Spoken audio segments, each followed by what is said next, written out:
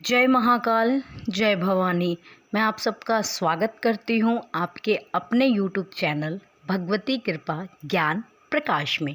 आज का जो विषय है वह परीक्षाओं पर है कि अगर ये सारी परीक्षाएं आपके साथ हो रही हैं तो माँ काली ने आपको स्वयं चुना है।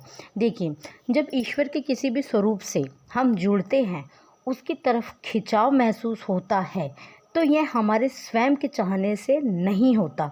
वह देवीय शक्ति हमें अपनी तरफ खींचती है, अपनी तरफ आकर्षित करती है। माँ काली की भक्ति जब हमें सौभाग्यवश प्राप्त होती है तो यह माँ की ही अनुकंपा होती है कि हमें उनकी तरफ आकर्षण महसूस होता है। अधिक से अधिक माँ का ध्यान करने का, अधिक से अधिक उनका नाम जप करने का एक भाव मन में पैदा होता है और लगता है कि माँ के नाम के बिना हर चीज़ अधूरी है। और सर्वोच्च पराशक्ति माँ काली की भक्ति जब एक भक्त को प्राप्त होती है तो कई परीक्षाओं से भी उसे गुजरना पड़ता है। तो कई बार यह परीक्षा बहुत ज़्यादा चुनौतीपूर्ण होती है और हर परीक्षा के साथ कई विकार, कई पाप कर्म, हमारे संचित कर्म नष्ट हो जाते हैं और माँ अपने भक्तों को वैसे ही निखारती है, वैसे ही दोष मुक्त और विकार मुक्त करती है जैसे अग्नि में तपकर स्वर्ण बाहर निकलता है। तो आज हम कुछ ऐसी ही परीक्षाओं के बारे में बात करेंगे जो माँ अपने भक्तों की अवश्य ही लेती है।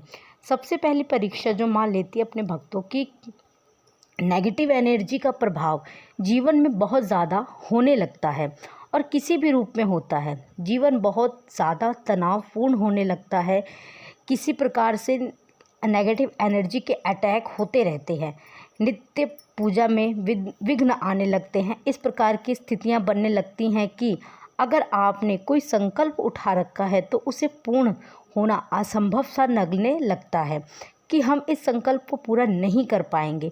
शारीरिक कष्ट बढ़ जाते हैं और ऐसा लगता है कि हम पूजा में ही नहीं बैठ पाएंगे क्योंकि शरीर में पीड़ा बहुत होती है, या फिर घर का माहौल तनावपूर्ण होने लगता है, नकारात्मकता बहुत तीव्र होने लगती है। और जब यह स्थिति होने लगती है तो याद रखना कि आपकी परीक्षा का समय है।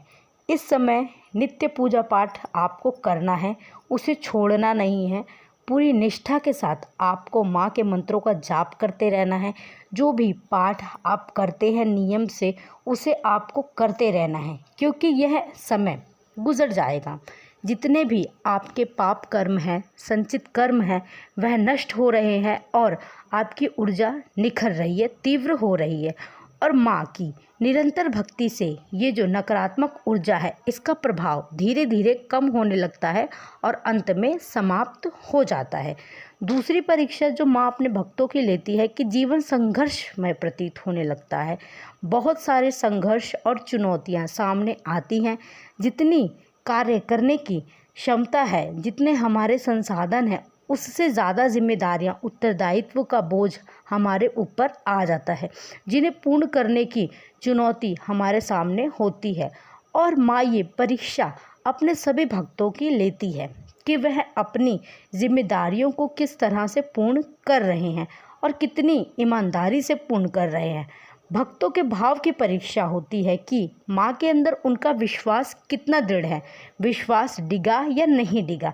क्या उनका ये भाव है कि हाँ, माँ है हमारे साथ और उनकी कृपा से ये जितनी भी जिम्मेदारियां हैं वह मैं पूरी कर लूँगा या कर लूँगी।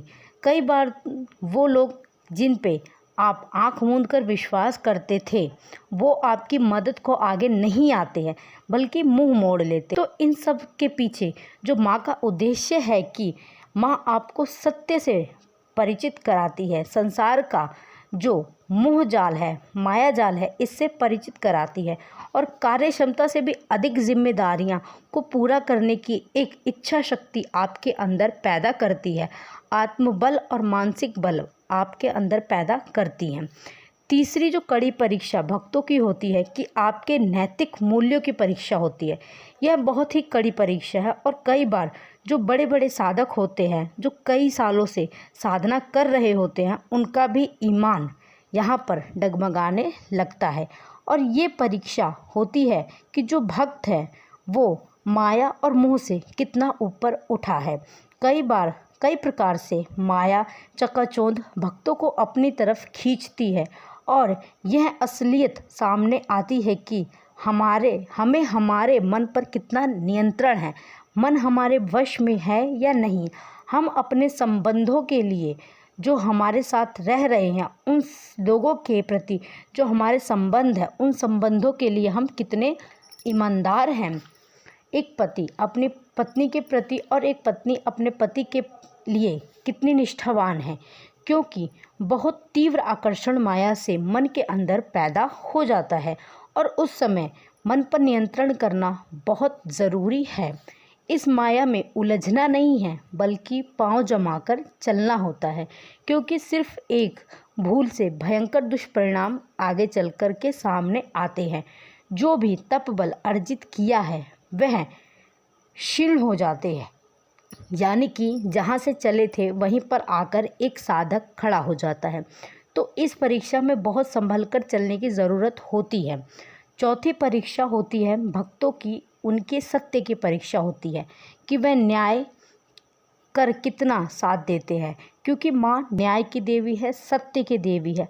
अन्याय माँ बर्दाश्त नहीं करती और माँ के हर भक्त को इस परीक्षा से गुजरना पड़ता है कि आप सच का, न्याय का कितना साथ देते हैं। इस चीज़ की माँ परीक्षा लेती है। ऐसे अवसर माँ पैदा करती है कि जब आपके जीवन में निर्णय लेना कठिन हो जाता है, किस तरह आप जाए। एक तरफ आपका स्वयं का स्वार्थ, आपके परिजन, दूसरी तरफ सत्य है, तो आप किस को चुनते हैं। आपकी बुद्धि की, आपके निर्णय की परीक्षा होती है। क्या ऐसे समय में हमें अपनी आंखें मूंद लेते हैं, स्वार्थवश और कुछ सामने अन्याय हो रहा है उसे होने देते हैं, या सच्चाई का साथ देते हैं।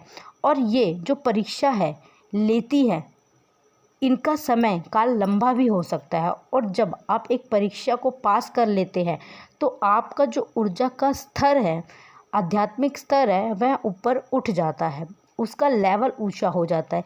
लेकिन कुछ समय बाद आपको पुनः उस परीक्षा से गुजरना पड़ता है। अर्थात जब तक हम इस मानव देह में हैं तो कोई ना कोई परीक्षा हर कुछ समय के बाद हमारे सामने अवश्य आती है, और हर परीक्षा हमें पहले से बेहतर बनाती है। सबसे ज़्यादा आत्मबल और मानसिक बल पहले देती है और माँ के बहुत ज़्यादा करीब लाती है। और जो भक्ति का मार्ग है, साधना का मार्ग है, जितना सुगम है उतना कठिन भी है। सुगम इस तरह से है कि अगर हम पूर्ण समर्पण अपने इष्ट में रखते हैं, अपनी माँ में रखते हैं, तो स्थितियाँ बेहतर होती चली जाती हैं और माँ स्वयं हाथ पकड़ती हैं। लेकिन अगर पाँव डगमगाता है तो साधक गहरे गड्ढे में गिर जाता है। जहाँ से उसने शुरुआत की थी प्रथम चरण से, वहाँ पहुँच जाता है। तो आप आज की वीडियो में इतना ही। मैं आशा करती हूँ कि मेरे द्वारा दी गई हुई जानकारी आप लोगों को पसंद आई होगी। तो वीडियो को लाइक करना बिल्कुल भी मत भूलें। अगर आप चैनल पे पहली बार आए हैं तो चैनल को सब्सक्राइब अवश्य करें।